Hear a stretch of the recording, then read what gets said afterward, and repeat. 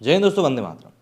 पाकिस्तान से इस समय काफ़ी भयानक डराने वाली खबरें जो हैं सामने आ रही हैं। दरअसल पाकिस्तान में एक बात का डर फैल चुका है कि उनका देश जो है वो बैंकरप्ट हो रहा है, और देश जब बैंकरप्ट होता है तो वहाँ पर खाने पीने की चीज़ों की किल्लत पड़ जाती है, पेट्रोल वगैरह की किल्लत पड़ जाती है। तो ऐसे में वहाँ पर अफवाहों का माहौल भी काफ़ी तेज़ चल रहा है, और ऐसे में आटे की जो कीमतें हैं वो बिल्कुल आसमान छू रही हैं। खबरें ये भी आ रही हैं कि भैया आटे की लूट खसोट जो चल रही है उसमें आम लोगों में से 4 लोगों की मृत्यु भी हो गई सिर्फ आटे की नोच खसोट में। तो इससे ही आप अंदाज़ा लगा सकते हैं कि भाई पाकिस्तान में क्या कुछ माहौल चल रहा है। और पाकिस्तान के इस बुरे वक्त में, जैसा कि हम लोग जानते ही हैं, भाई बुरे वक्त में यार दोस्त ही काम आते हैं। लेकिन पाकिस्तान के जो यार दोस्त हैं वो भी मतलब ही निकल के आ रहे हैं, क्योंकि पाकिस्तान का कोई भी दोस्त इस समय उसकी मदद करने के लिए खड़ा नहीं है। और ऑब्वियस सी बात है, भारत तो पाकिस्तान का दोस्त है नहीं, तो वो मदद करेगा भी नहीं। कैश संकट का सामना करते पाकिस्तान को जल्द से जल्द मदद चाहिए। प्रधानमंत्री शहबाज शरीफ जहां चीनी समकक्ष ली केकियांग से मदद की मांग कर रहे हैं, तो वहीं army chief general Asim Munir इस समय सऊदी अरब में रक्षा मंत्री से मुलाकात करने में बिजी।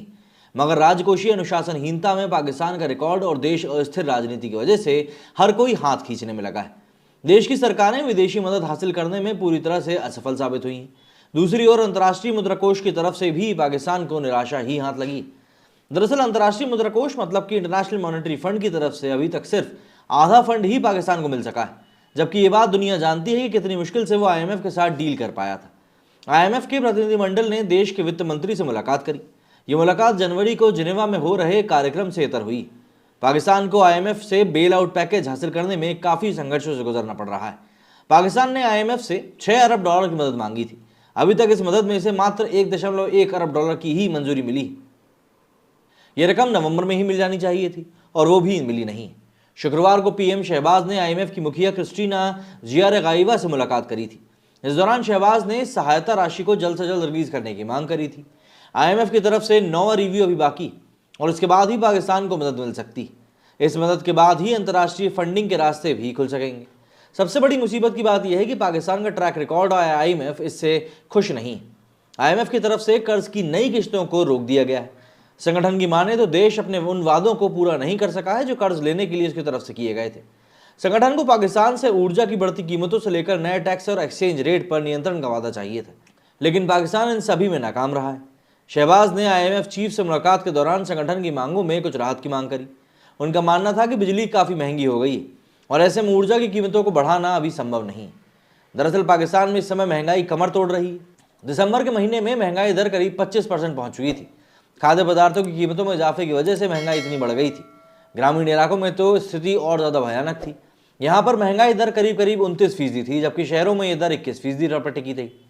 शहरों में प्याज की कीमत जहाँ 415% और गाँव में 464% तक का इजाफा हुआ था। चाय की कीमत पिछले एक साल की तुलना में 64% तक पहुँच चुकी है। गेहूं अब आम पाकिस्तानी की पहुंच से बहुत दूर हो चुका है। एक साल में जहां गेहूं की कीमतों में 57% की बढ़त हुई है, तो वहीं आटा 41% तक महंगा हो चुका है। सिर्फ इतना ही नहीं, पाकिस्तान का विदेशी मुद्रा भंडार भी 8 साल के सबसे निचले स्तर पर पहुंच चुका है। सेंट्रल बैंक की माने तो विदेशी मुद्रा भंडार इस समय $5.6 अरब पर है, और ये देश के लिए सबसे गंभीर स्थिति। देश के पास सिर्फ 3 हफ्तों के निर्यात का पेमेंट करने का पैसा बचा है। इस संकट के बीच ही पाकिस्तान को बाहरी कर्ज के तौर पर करीब $8.3 अरब चुकाने भी हैं। अमेरिकी डॉलर की तुलना में पाकिस्तानी रुपया इस समय वैसे भी $227 पहुंच चुका है। पाकिस्तान की सारी उम्मीदें इस समय सिर्फ सऊदी अरब पर टिकी हैं। वित्त मंत्री इशाक डार को उम्मीद है कि आने वाले कुछ दिनों में उसे सऊदी अरब से $3 अरब का दूसरा बेल आउट पैकेज मिल सकता है। पाकिस्तान को मदद मिलेगी या नहीं, इसका फैसला सऊदी किंग सलमान करेंगे। वहीं विदेशों में कुछ संपत्तियों को बेचकर भी रकम जुटाने की पाकिस्तान इस समय उम्मीद कर रहा है। हालांकि ये सभी बातें सिर्फ और सिर्फ यही बता रही हैं कि पाकिस्तान की स्थिति कितनी बद से बदतर होती जा रही है।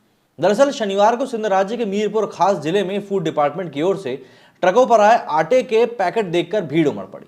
मतलब आप खुद समझिए कि वहां पर क्या हालत हो रही है कि पाकिस्तानी मीडिया के मुताबिक छीना झपटी में वहां पर कई लोग घायल हो गए। 35 साल के एक मजदूर को लोगों ने कुचल दिया, वहीं उसकी वहीं पर मौके पर मौत हो गई। एक दूसरे मामले में शहीद बेनजरीबाद जिले में सकरमंद कस्बे में एक आटा चक्की के बाहर सस्ता आटा खरीदते वक्त भगदड़ मच गई, और यहाँ पर 3 महिलाओं की मृत्यु हुई। सिंध में आटे की डिमांड ज़्यादा और सप्लाई बेहद कम है। सिंध और कराची में आटे की कीमत 140 से 160 रुपये प्रति किलोग्राम। सब्सिडी रेट पर आटा 65 रुपये प्रति किलो में बिक रहा है। हालत इतनी खराब है कि लोग 5-5 किलो की बोरी के लिए भी लड़ रहे हैं।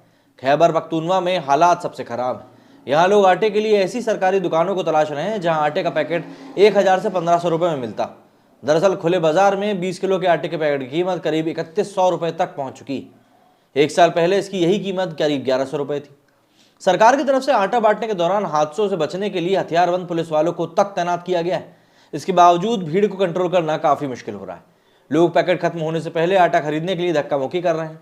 ये हालात कराची, इस्लामाबाद, पेशावर, क्वेटा और बलूचिस्तान तक में देखे जा रहे हैं। आटे की बढ़ती कीमतों की वजह से कई इलाकों में लोग सरकार के खिलाफ सड़कों पर भी उतर आए हैं। वहीं पाकिस्तान में खाना पकाने के लिए सिलेंडर की जगह पर प्लास्टिक थैलियों में भरी गैस के इस्तेमाल का चलन भी बढ़ गया है। गैस पाइपलाइन नेटवर्क से जुड़ी दुकानों में थैलियों के अंदर गैस भरकर बेची जा रही है। लोग छोटे इलेक्ट्रिक सक्शन पंप की मदद से इसका इस्तेमाल रसोई में कर रहे हैं। दरअसल पाकिस्तान में नेचुरल गैस के रिजर्व में कमी आ चुकी है। इस वजह से सरकार ने इसकी सप्लाई घटा दी है। गैस की कमी से महंगाई भी बढ़ चुकी है। लोगों के लिए गैस सिलेंडर खरीदना मुश्किल हो चुका है। इसके मुकाबले गैर कानूनी तरीके से बिकने वाली ये थैलियां खरीदने में आसान भी पड़ रही हैं और सस्ती भी पड़ रही हैं। मतलब इस समय पाकिस्तान में कुछ ऐसे हालात हो चुके हैं कि उन हालातों को देखकर आपको भी एक बार को लगेगा कि अच्छा ही हुआ जो पाकिस्तान हमसे अलग हो गया, क्योंकि पाकिस्तान अगर हमारे साथ रहता तो जो दिमाग इस समय पाकिस्तान चला रहे हैं वही शायद इस समय भारत में भी अपना योगदान दे रहे होते, और शायद एक केकड़े की तरह कि भैया हम तो बढ़ नहीं पाएंगे, तू कैसे बढ़ सकता है, कि तर्ज पर भारत को भी नीचे खींच लिया होता। पाकिस्तान कहीं ना कहीं इस पूरी हालत के लिए खुद ही जिम्मेदार है। जिस तरह से उसने अपनी फॉरेन पॉलिसीज बनाई, या यूं कहें जिस तरह से उसने अपनी आवाम को और अपने यहाँ के लोगों को सिर्फ और सिर्फ भारत के खिलाफ भड़काने का काम किया, यही उसी चीज़ का नतीजा है कि आज की डेट में पाकिस्तान कुछ भी अच्छे और बड़े पैमाने पर नहीं कर पा रहा है। आप खुद ही देख सकते हैं किस तरह की हालत इस समय पाकिस्तान में हो चुकी है। खाने के लिए लोगों को मोहताज होना पड़ रहा है, आटे के लिए लोग लड़ाई कर रहे हैं, एक दूसरे को मार पीट रहे हैं। मतलब ऐसी हालत आखिर किसने ही सोची थी। अभी कुछ दिनों पहले की बात है, पाकिस्तान के एक मंत्री का बयान सामने आया था कि अंधेरा रहेगा लोगों के घरों में तो बच्चे भी कम पैदा होंगे। वहीं बाजारों को 8 साढ़े 8 बजे बंद करने का ऐलान हो गया था। मॉल्स को रात को 10 बजे बंद किया जाना है। ये सब बिजली बचाने के लिए हो रहा है, कोविड या लॉकडाउन के कारण नहीं हो रहा है। वहीं एक भाई साहब का कहना था कि भाई अगर हम दिन में एक बार चाय पीना बंद कर दें तो कहीं ना कहीं हमारी चाय के खर्चे में कितनी बड़ी कमी आ जाएगी। यदि देश को चलाने वाले जो मंत्री राजनेता हैं वही लोग इस प्रकार के दकियानूसी बयान देंगे तो आप ही मुझे बताइए एक देश के तौर पर आखिर पाकिस्तान किस तरीके से आगे बढ़ पाएगा। शहबाज शरीफ ने प्रधानमंत्री की कुर्सी तो बड़ी तेजी से हथिया ली थी, लेकिन ऐसा लग नहीं रहा है कि वे प्रधानमंत्री के तौर पर सक्सेस हासिल कर पाएंगे, क्योंकि ये तो उन प्रधानमंत्रियों में से साबित हो रहे हैं जो कि देश को उधारी तक नहीं दिलवा पा रहे हैं। भाई उधारी कहते हैं ये लोग, हालांकि कटोरा बजाते हुए आप खुद ही देख सकते हैं जगह जगह भटकते रहते हैं, लेकिन मोटे तौर पर व्यापक बात यही है कि पैसा पाकिस्तान को कहीं से मिल नहीं रहा है और खर्चों में कमी वो कर नहीं पा रहा है। सीधी सी बात यह है कि पाकिस्तान की आमदनी काफ़ी कम है।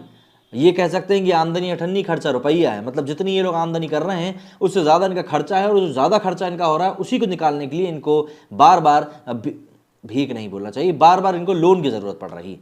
आप लोग इस बारे में क्या कहना है कमेंट करके जरूर बताइएगा। मेरे वीडियो फिलहाल नहीं। जय हिंद, जय भारत।